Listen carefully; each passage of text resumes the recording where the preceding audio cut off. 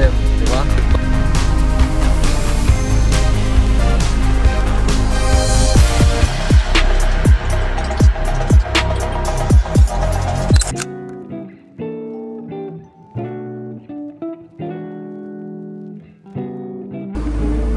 So ito na nga yung AE111 Levin BZR.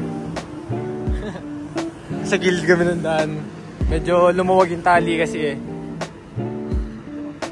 Naka-black top yan. Check ba? Ito. Aircon. Na naman. May tubig. Testing nga. Sabi nung mayari, nag-start to supposedly. Wow! Misfire.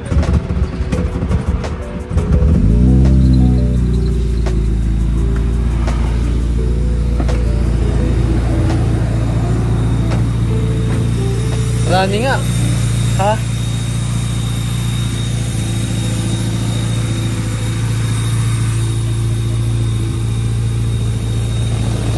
Running, boss.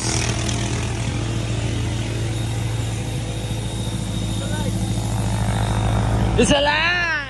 It's alive! Nakakatuwa naman. Kumbay natin ng konti.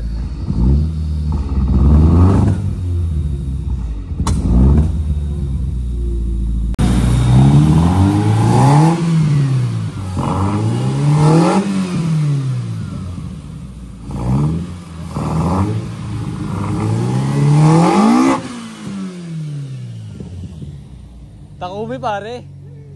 Ano? Tara na. Bago pa tayo manggulo dito. Okay, running.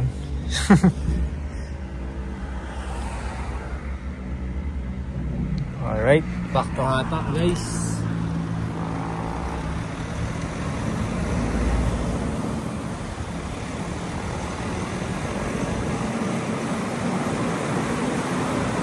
Yan, para makita nyo yung pinaka-simula at dulo na itong build process natin na gagawin dito sa A111 Levin BZR. Damn! Actually, isa to sa mga dream car ko. As in, nung nakita ko yung ganito ni Sir Macol of Auto Project D, sobrang solid yung kulay puti na yun na for AGA. Same na makina na ito. So, madami na rin naman tayo nawakang for AGE and alam natin yung ins and outs niyan.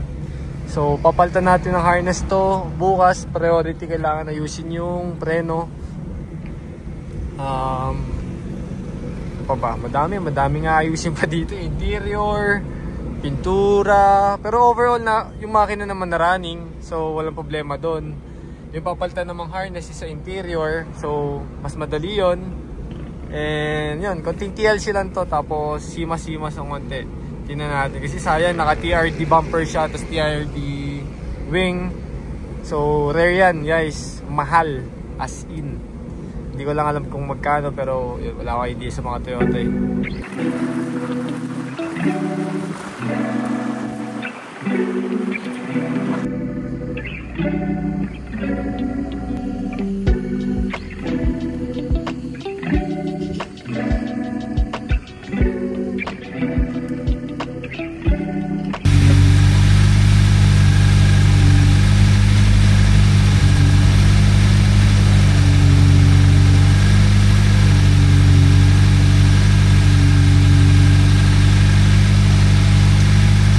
Morning guys, and ayan, pagkagising, actually di pa ako natutulog, pero ito na yung una ko agad na pinuntahan. Binuksan ko siya, ngayon ko pa lang siya nakita sa umaga, and ayun nga, madami tayong trabaho. Alright, grabe.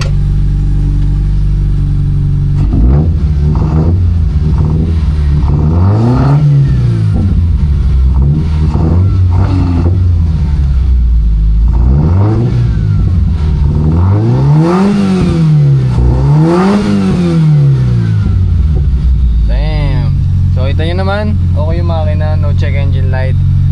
So may problema lang ng konti sa throttle response. May mali natin ng konti. Ayusin ko yung ginawang parang mechanism dito. Kasi malambot siya eh. Ayan, ayusin ko lang yan. Kasi madami pa to paglalagyan ng box. Ayusin itong mess na to guys.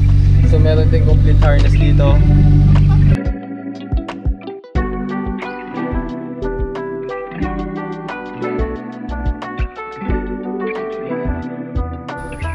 So isa-isahin ko na nga yung problema nito. Unang-una, preno, lusot yan.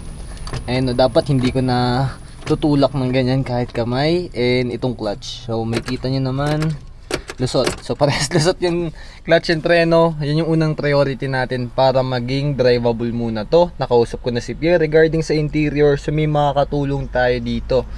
So okay, that is solved. This is solved. Interior, madali na buuin yan. So kailangan ko munang i-prioritize yung preno and itong clutch. O yan, mabilis lang yan.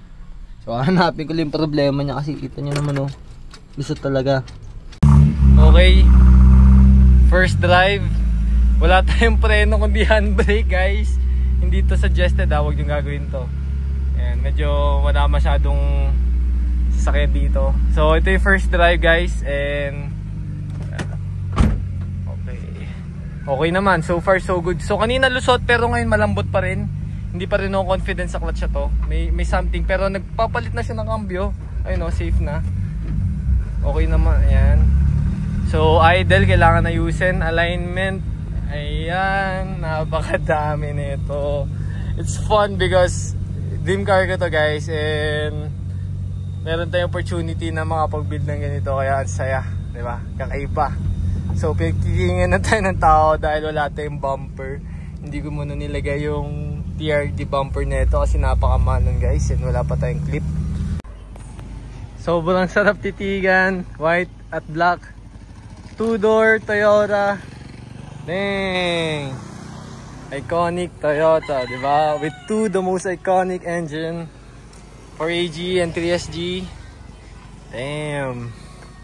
Ngayon lang, di lang natin ma-appreciate to dahil wala siyang bumper and all. Pero soon pag nabuo to, nahilamusan to at lahat ng kailangan niya. Gwapo rin to guys, promise. Medyo sketchy pa talaga siya i-drive. Madami ako nararamdaman lalo sa pangilalim. So i-lifter natin siya ngayon para malaman natin yung status. Dadaling ko siya dito sa tropa, trusted. Wala na rin gas ah. Okay, excited ako sa project na to kasi yun nga, maganda dito guys, hindi talaga to sa akin. So project to para sa kaibigan natin. Nasa ibang bansa siya. So big shoutout nga pala kay brother Jeff for trusting me with this project. And kita nyo naman, punong-puno ng mga pyesa at wala tayong preno. This is the life na nililive ko kasi ito yung mga commitment na pinapasok ko. Pero it's amazing kasi experience siya. And diba ngayon matututo tayo mag-ayos at mag-build ng isang EE111 chassis Toyota, no? So yun nga, madami itong issue at alamin natin isa-isa. Drivability wise okay naman yung engine pero may misfire. And idle wise okay naman, temp naman okay naman, normal na normal. Ayun o, normal na normal. Wala lang tayong gas, papagasin natin ito mamaya. So yan,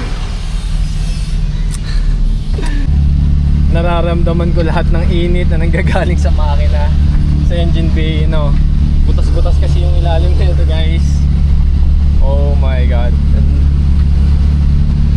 Pero ang isang hindi mo mawawala at na-miss ko, yung tunog ng 4AG, yung black top, yung ITBs, ayan, grabe. Kung bakit tayo na in love sa Toyota. Wow.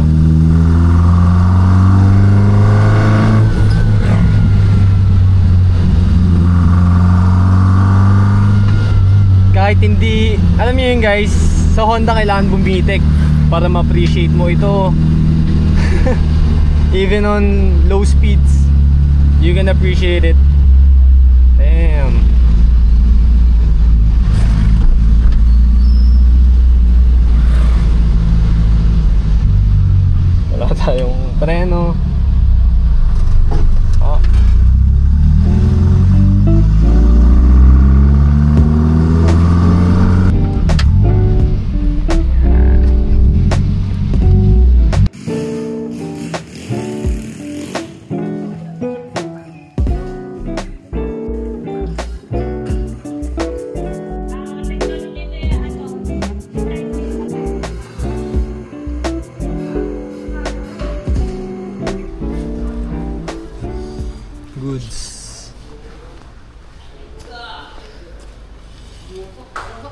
Alin? Kanan? Feel ko itong ayun oh, kapit nga itong kaliwa. Parehas. Parehas sa unahan. Kaya kapit. Stack up po. Ayaw umikot. Ayaw umikot talaga, literal. Ayaw talaga umikot oh. Hindi dapat ganyan yan.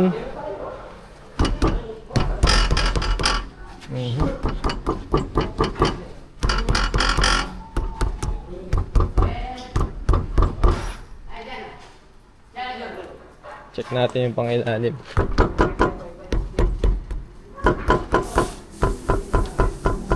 Dinig niya yun?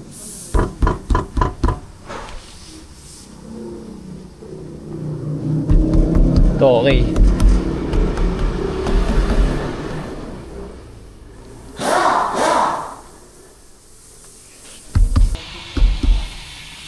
Problema lang yung harap talaga.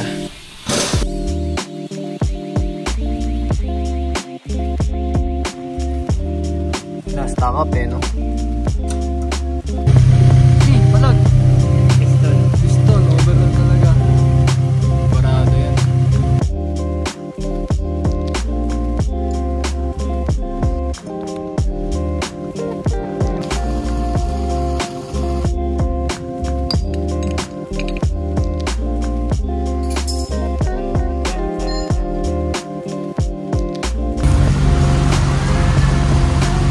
Tigas na. Okay. New day. Iniwan ko siya kagabi. And feel ko okay na siya.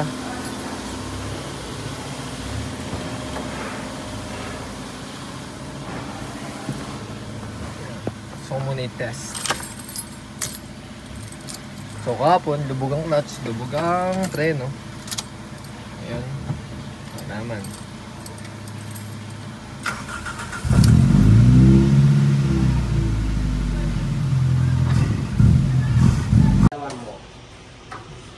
Yeah.